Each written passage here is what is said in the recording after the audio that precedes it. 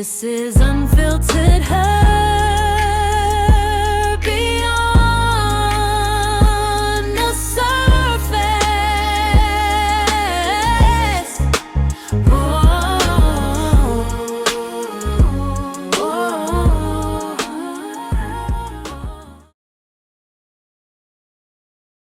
You and Steve fell in love with was your entrepreneurial mind. Yeah. Like, you guys had your own businesses.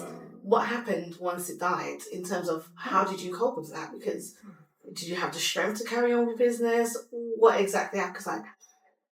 So it's interesting that year we had a lot of things going, and I had a lot of things that I started in 2020. So it's funny because I remember at the end of the year, I looked back, even in the midst of my grief, and I'm like, oh my God, I did so much in this year. Like, I can still not be here to even see all this stuff. So yeah, so I had a lot of things that had started. Like I said, on that particular day, I was shopping for a property that we're going to set up. I was working with another client of mine, again, about to set things up. So I was already busy. So when it passed, I had to carry on being busy. I couldn't leave all those things, So what happened was my friends were just looking at me and thinking, "Are you okay?" Because they would come over and I'm like, "I need to go into this property." So they would come with me because they couldn't convince me to stay and sit down. So they would come with me. If I needed to do it, of course, I had to still do the kids. So they would, everything had to, the annoying thing about death is just because you lose someone doesn't mean that the world stops for you. The world carries on. Your bills still need to be paid. Everything carries on. So I needed to keep going. But I'm also thankful because it was that same business I suppose saved me. It kept my mind going. Because otherwise, what would have been the alternative? I stayed at home and cried. Like, what use is that? And then I used to also say to my friend, I said, "Look, 2 income has now become 1 income. So I need to double my hustle. I need to really work now because I need to, I can't, our quality of life is not going to drop. So I need to keep working." So that's kind of what I did. But it's interesting that every time I think about the business part of thing, my business actually grew after Steve passed. And I feel like it's one of the blessings, one of the things that he blessed me with. I hope that makes sense. Because we were doing a lot of things together. I was the face of a lot of the property stuff we were doing, but he was the one that would help behind the scenes. So when he passed and I had to keep going, my friends felt so sorry for me and thought, this guy's gonna die if we don't help. So I remember one of my really good friends, she said, "Look, I've got this guy, he just came from Nigeria. He's looking for a role, maybe he can help you. I will pay his wages. I'll pay something towards his wages." And she did for a few months. She paid half of his wages and I paid the rest. She just needed me to have somebody to help. Now, when I got that person on, and I started to think, actually, I could restructure my business a bit more. And I literally went from me doing all the work to now having somebody on site and virtual assistants and the business. And then I even set up the company properly. So that was one of the things that came out of Liz and Steve. So the business then I couldn't let the business die. So I had to put structures in place to keep it growing. Even other things like, and I'm very happy that I'm even sharing this because every time I talk about my journey, I have to always remember my friends. I have the most amazing support network. Even down to school runs. My friends got the school to take my kids on the school bus. So my kids normally wouldn't go on the school bus, especially the babies, because they have to be a certain age. But they had to come, I don't know whether they convinced the school. The school also supported. But the long and short of it was they organized for the kids to be picked up and dropped off by the school. So I don't have to do school runs anymore. And they paid for it for a period of time until I then took over. So there were things like that those kind of support that came in as a result. I think the only thing that I would say has not recovered is, so Steve was my social media person. That was his area of expertise. I've not been able to do that properly since he passed. I need him to come and take over this field. That's the one thing I've not been able to recover from. Okay. But yeah, in terms of the business, I just had to keep working. Let's talk about the business. I had to keep working. Let's talk a little bit more about business, right? Because I know that you are literally property guru. So when you started, before Steve passed, how many properties did you have at that time? It's a lot though. Honestly, I don't know the number. Not because it's too much, just because I stopped counting out a few. But we had our own personal portfolio, probably up to about 10, our own personal ones. And then we now started buying in limited business, like doing limited and like purchase. And then I also started working with other people, which is the joint venture. So bring people together to buy property. So we have a few of those as well. So yeah, so we're just into property, just building a portfolio one property at a time. Yeah. And now, obviously, your property's portfolio is expanded. It's expanded again because I'm working. I'm still working. You're working all the time. Working You all the double the time. hustle I to need make to sure double- I that need the to bills double are being the paid. hustle. I need to make sure the bills are being paid. How did you get into property? Oh, how did I get into property? So I got into property 2008. So my name is Bimbola, which means born into wealth. And I'm also known as Bimbola billionaire. Okay. And I'm very much into. I need to be a billionaire. Like I'm not shy to say I love money. I want to be very, very wealthy. I don't want to be ever poor. I don't want to be counting my pennies. I want to build wealth. So I'm very much into building wealth. So in 2008, I just kind of stumbled across a property seminar, and they're talking about how you can use property to build wealth. Property is good, passive income, and you guys know how it is in this country. Work, have nothing to show for it. Every tax. So of course I'm like, any which way to get out of this system of working from paycheck to paycheck or living from paycheck to, I need to get into it. So that's how I started. So I was interested in what they were saying. I kept going back. I paid for training to get trained. And then I started just little by little, and then I kind of just built up from there. So that's how I got into it. And I also kind of love it. I actually love it as well. I'm actually quite passionate about property. But more importantly as well, because I've always wanted to have a big family, I also know that I need time. I need my time to be my time. So I needed something that could give me the time. So property kind of gave me that opportunity. And then, of course, I'm also very passionate about not just me, but as many of us getting into property because we work so hard in this country. We pay a lot of taxes.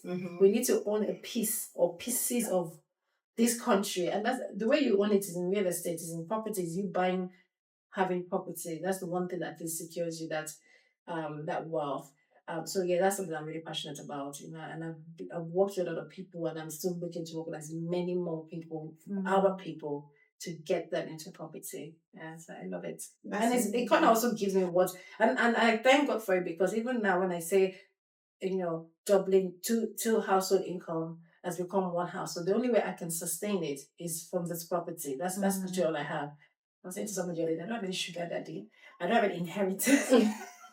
I don't have anybody that's giving me extra money. It is the property that is property is my business. Yeah. So the property is literally being a savior to you because it's been there, it's been helping financially and also emotionally, because obviously you've been able to pour in into your properties. Yeah. So obviously one of the things that we have in society, and I feel like this should be like a big discussion, is when you have a widow and then a widower. It's almost like when it comes to the guy, there's this expectation of, oh no, your wife's gone. You need to be looked after. Please, let's find you a woman. My sister, someone is single. Let me hook you up. Especially if they have children. Like society, especially within a Black community, we almost want to give the man a new wife straight away. But when it comes to the woman, there's a shame upon it. It's almost like, what? You want to move on? Like how? That means you didn't love your husband. That means you didn't care about your husband. In fact, you probably orchestrated the death of your husband. You get faced with all this little... And it's almost like that cripples women. Yeah. And it's almost like, let me stay here so I look like... like for some women. Yeah. Like some women actually want to stay there. But for women that want to move on, there's that shame. It's like an unspoken but spoken shame upon a woman moving on. Yeah. So how have you navigated through that? Okay, so I think I would start by saying that I'm a relationship person. So that's just my personality. I love relationship. I can't understand why people can't get their relationship together. Like, it's not that difficult. That's only because that's my experience. Yeah. I love relationship. I'm always looking to make sure that my relationship is good, or people around me are getting. So that's just me to start off. And then the funny thing was, the week, 2 weeks before my husband died, I went to a retreat, a Christian retreat.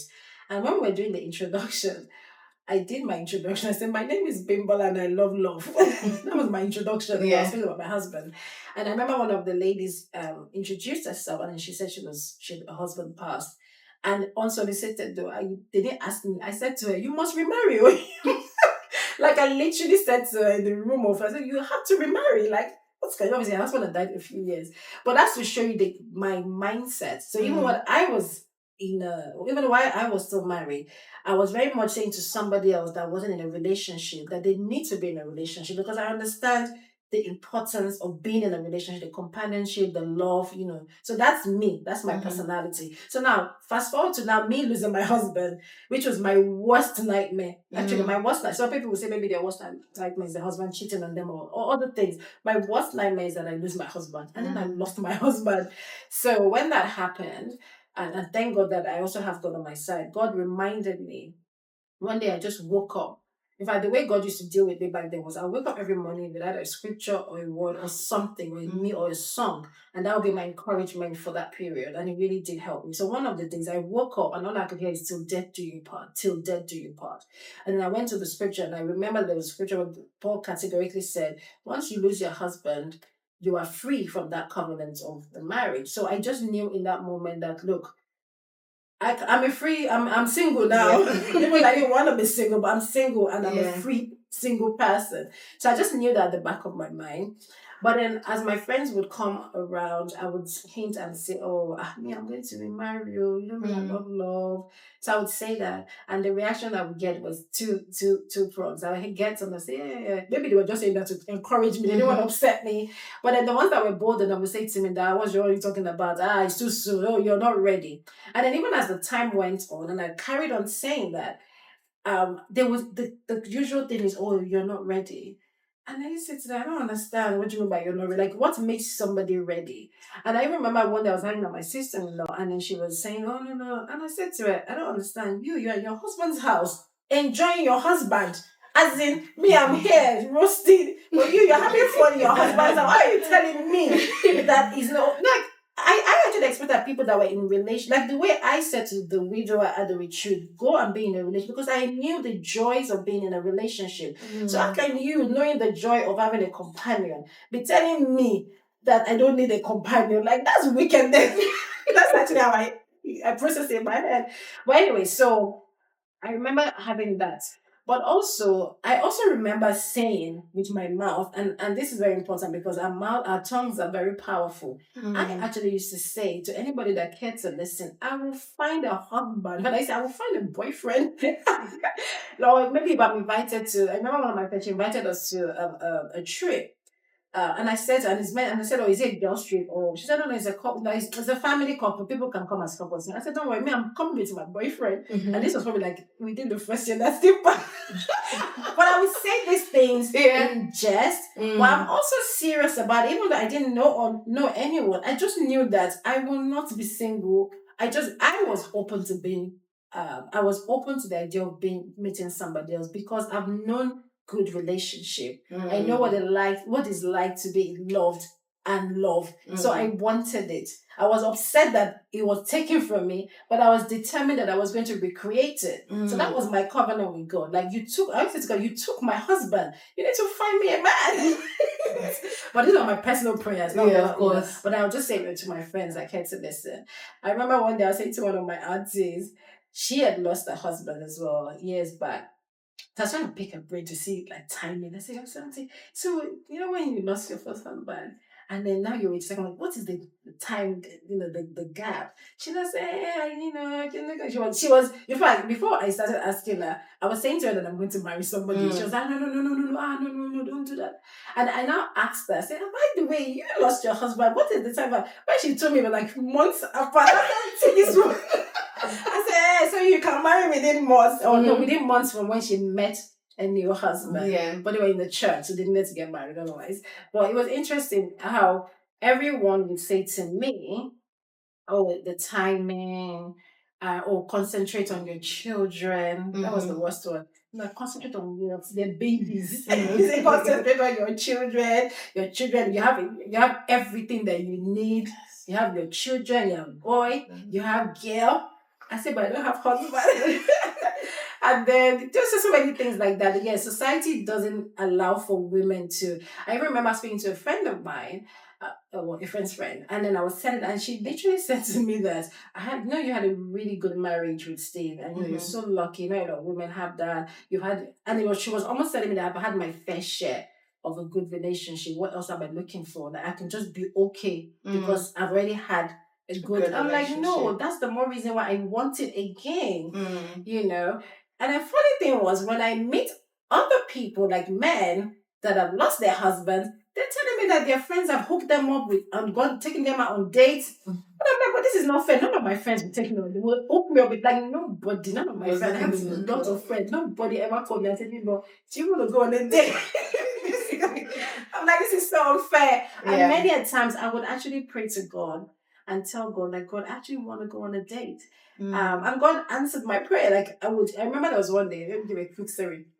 As one day I had prayed and I was like, God, I really want to go on a date. Like, and I used to take that stuff like, God, you took my husband. Now nobody's even around to take me on a date. Even small McDonald's, nobody will take me. Even small kids. Like I would be having this conversation without being in my mind. And I remember one day my phone, my car had an issue, and we're going to go pick up the car. So my husband's friend came with me to pick up the car, and then we were delayed for such a long time. And then he said, as we were about to, he said, "Oh, do you know what? I'm sure you're very hungry. Let me take you out to eat." And then I said, "And I'm not going to buy you a KFC, I'm going to take you to a proper place to eat." And in that moment, I felt like God said, "That's a date for me. Go and enjoy that one." And but I was happy because it wasn't a date, it was my husband's friend. Yeah. But it was just somebody that just thought, let me feed this guy. Let me give her food. Yeah. So even things like that, people take it for granted. Like you just want someone to take care on the day. You want to be cared for and someone to check in on you. And then of course I had friends, but I was always conscious of their husbands checking in on me because I'm like, look, I don't want any drama. That's their unit. So society doesn't want women to move on. No, it doesn't. But how's the family? You're dating now. Oh, now I'm dating. Like, is it a serious relationship? It's a serious relationship. Oh, it's a very serious relationship. Very serious relationship. Okay. Is he single? Is he a widower?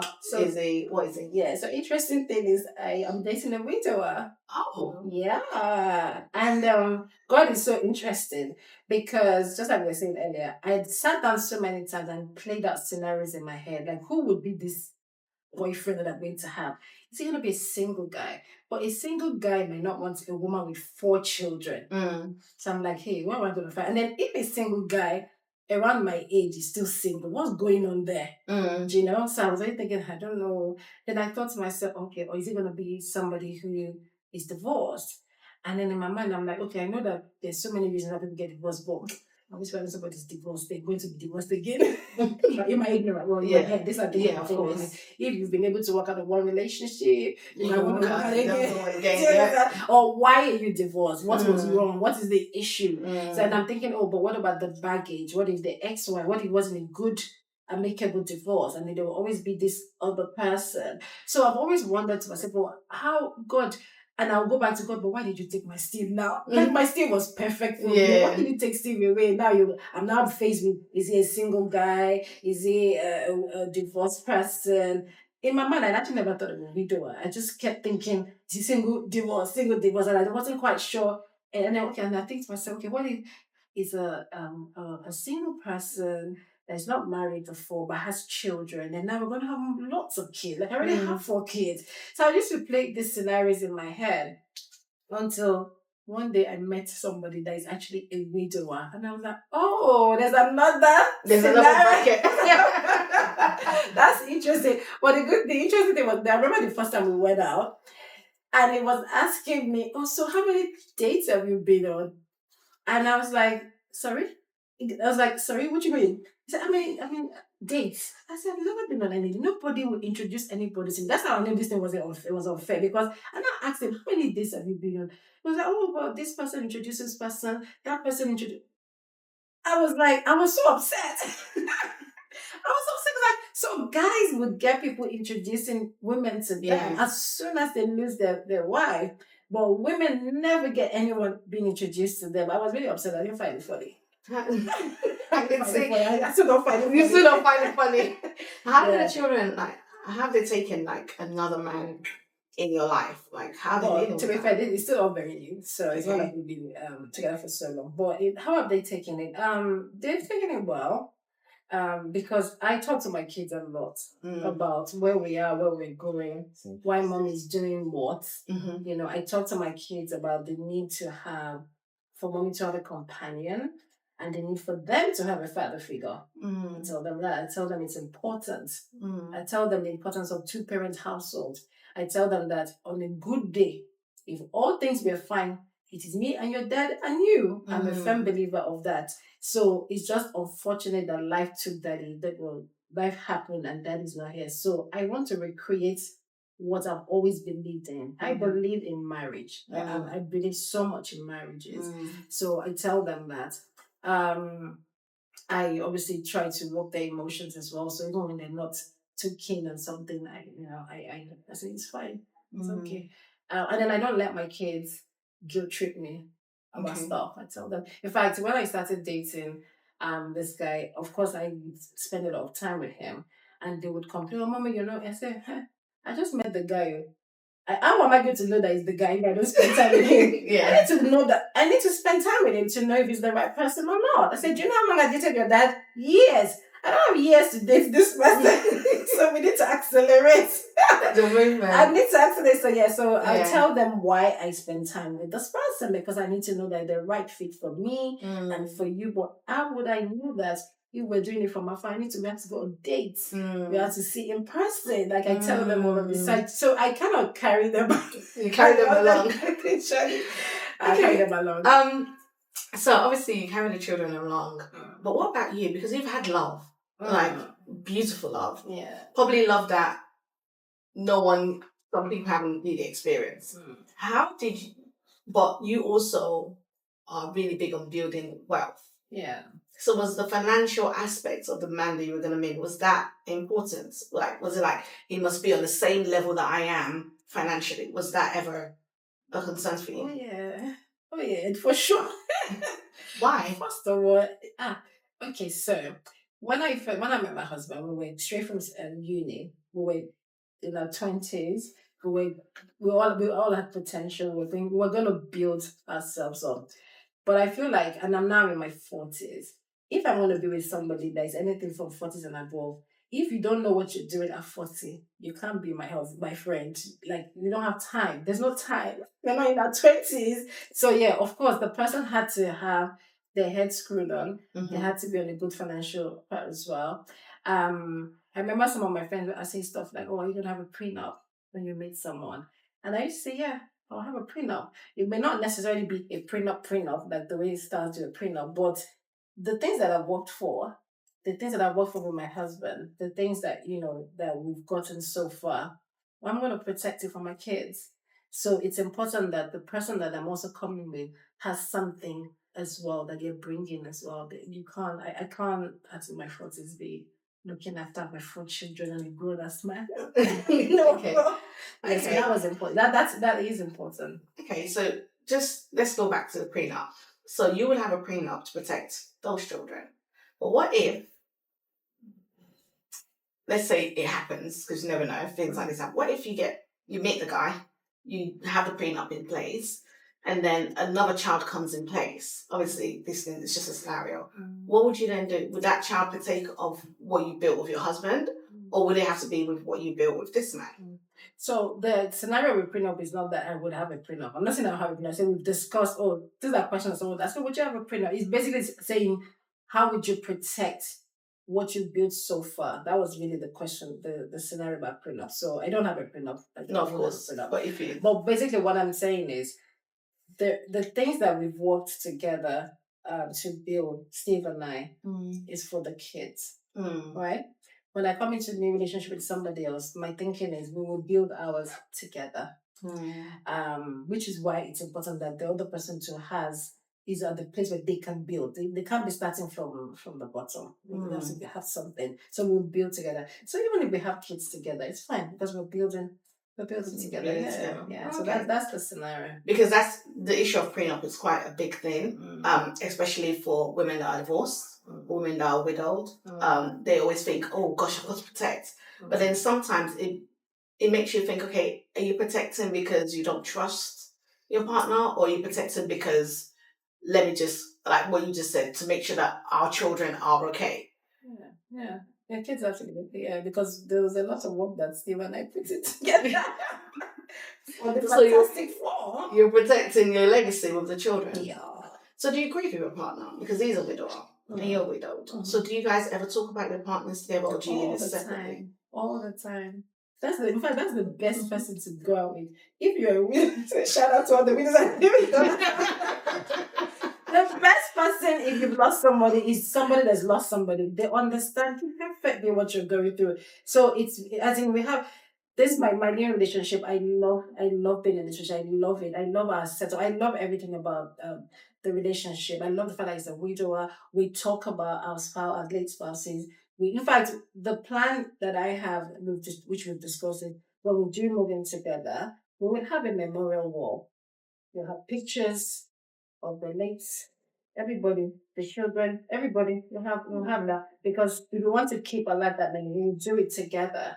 And then I don't feel a certain way. He doesn't feel a certain way, and I think it's beautiful. Like a family tree?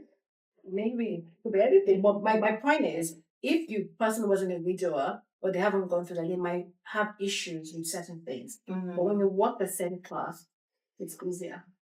Okay. It's easier. Yeah. And does he have children? Yeah. Oh wow! So you're going to be a whole big family. I guess it's a little bit different because when you're dating somebody, it seems like you guys are heading towards dun, dun, dun, dun, by God's grace. Now you're gonna have. I think you mentioned something in one of your postings. You're saying that you've always wanted 6 children. 6 children, yeah. So how many children does he have? 2. Oh, okay. So you have 6. The tongue is very powerful. I'm telling you, our tongues are so powerful. I've always wanted 6 kids. I've always talked about having 6 kids. And Steve would tell me, Bimbo, I don't know where you're going to have those 6 kids with. The maximum I can do is 4. Maybe you can go have your 2 with somebody else. Like he would just say in jest. Yeah, of course. You know, and then when I met those guys, got 2 kids, I'm like, oh my God. So these 6 kids, oh Lord. Have you met the children yet? Yeah. And how is that? It's good. Have you both the children, both the family? Oh, so you guys are really blending already. You're blending the family. The blending is the hard bit, so it is very hard. Blending is hard. It's not easy. We're still working on that. Okay. Yeah, but as in I have a relationship with the kids. There's a relationship with my kids. We've been on holidays together. Oh wow! We try to do a lot of things together. We do a lot of things to bond together. But that blending, I need help. Or should I say we need help? Well, we're a blended family, and it works when it works. Yeah. It's not an easy thing. You have some hiccups, but it does work. Did you put? But that's my prayer point actually. Again, I keep telling God, you took my steal. It's like you're guilting God with this. You took my steal, so you must make everything else work out for me. Yeah. That is literally my conversation with God. Like you took my steal. So you need to sort me out. You need to sort everything out. You need to blend the family. You need to give all the things you need. Like literally, that's my prayer. Yeah. So I'm very. I have faith that it will be beautiful. I mean, in a few years time, I'll come and do another podcast. Yeah, and how to blend the family properly. What holidays to go to make sure the family is blended. Yeah. So obviously, with this journey, it's been quite fully loaded. Like you've gone from you're 3 years into the journey of being a widow. Yeah. 3.5 years. 3 years and 3 months. 3 years and 3 months. Yeah. Some people will be like, but wait, 3 years and 3 months. How the family dealing with the fact that now you're dating? Oh, I can help that. One day I sat down and I had this thought. I was thinking about if the role were reversed. Okay. Let's say I was the one that got to and Steve is still here. I can guarantee you that they will find Steve a wife within 1 year. I know probably 30 days. Like literally, I was having this conversation in my head. I'm like, They will. And in fact, they should. Because how is it going to cope with 4 children? Mm. Do you get? And then I even took that thought further. I thought, actually, maybe even my mother should be the one to find him a wife to make sure that my kids don't suffer. Yeah. And I think I think that would, if the role were reversed, Steve would have been married. Well, at least would have somebody because he would have needed the extra person. So if it's okay for Steve, why is it not okay for me?